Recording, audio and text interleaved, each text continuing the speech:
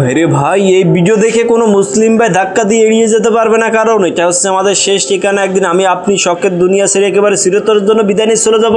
আমাদের মৃত্যু পর আত্মীয় স্বজন এইভাবে অন্ধকার কবরস্থানে রেখে চলে আসবে, কেউ হবে না সঙ্গী সাথী। আমল নামা ছাড়া, আমল নামা খারাপ থাকলে কবর এতই ভয়ঙ্কর হয়ে যাবে। কবরে আযাব যদি দুনিয়ার মানুষ দেখতে পারতো, মানুষ পাগল হয়ে যেত।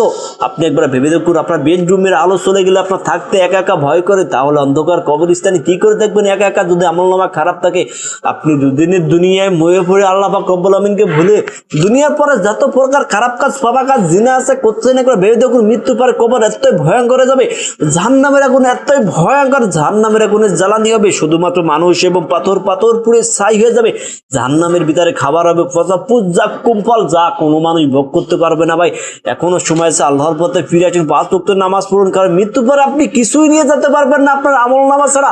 আপনি খারাপ পথে চললে আপনার জাহান্নাম নির্ধারিত হয়ে যাবে। ভাই জাহান্নাম খুব ভয়ঙ্কর। ভাই এখনো সময় আছে, আল্লাহর পথে ফিরে আসুন, 5 ওয়াক্ত নামাজ পড়ুন। আর ভিডিওটি ভালো লাগলে চ্যানেলটি সাবস্ক্রাইব করে পাশে থাকুন ভালোবাসার মানুষগুলো।